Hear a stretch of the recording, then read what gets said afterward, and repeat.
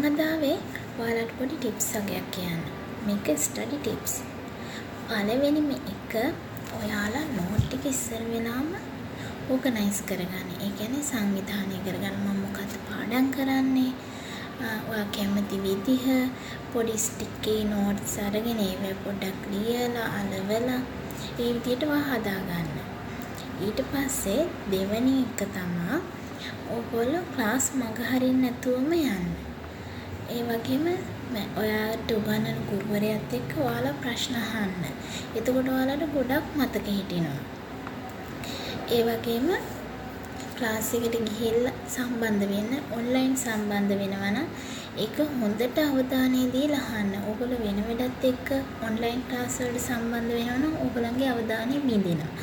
ඒ නිසා අනිවාර්යයෙන්ම ෆස්ට් එක අවධානය යොමු කරන්න ඔයාලගේ ලෙසන්ස් එකට. ඊට පස්සේ නෝට් එක හොඳට පිළිවෙලට හදාගන්න. එතකොට ඔයාලටත් බලන්න එක ආසෙ හිතෙනවා හැමතැනම ලියලා කුල කෑලි වල ලියලා. එහෙම හදුවහම අපිටත් බලන්න හිතෙන්නේ.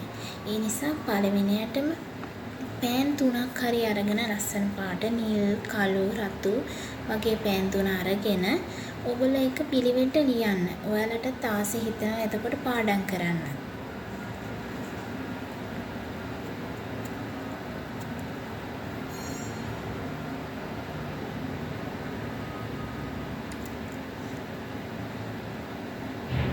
Okay, thank you.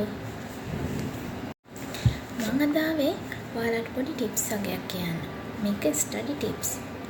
පළවෙනිම එක ඔයාලා නෝට් එක ඉස්සර වෙලාම ඕගනයිස් කරගන්න. ඒ කියන්නේ සංවිධානය කරගන්න. මම මොකක්ද පාඩම් කරන්නේ? ඔයා කැමති විදිහ පොඩි ස්ටිකේ නෝට්ස් අරගෙන ඒවා පොඩ්ඩක් ලියලා අලවලා ඒ විදිහට ඔයා හදාගන්න.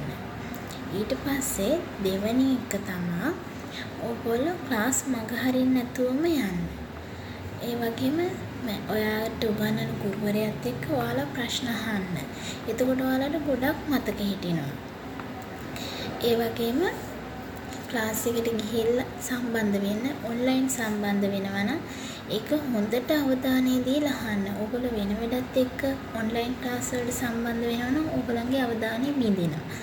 ඒ නිසා අනිවාර්යයෙන්ම ෆස්ට් එක අවධානය යොමු කරන්න ඔයාලගේ ලෙසන්ස් එකට.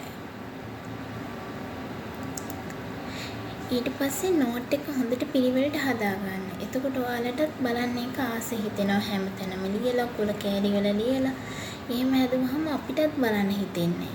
ඒ නිසා පළවෙනියටම පෑන් 3ක් හරි අරගෙන ලස්සන පාට නිල්, කළු, රතු වගේ පෑන් 3 අරගෙන ඔයගොල්ලෝ එක පිළිවෙලට ලියන්න.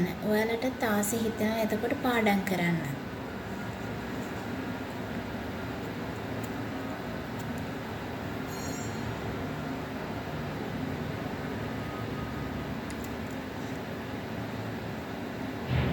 Okay, thank you.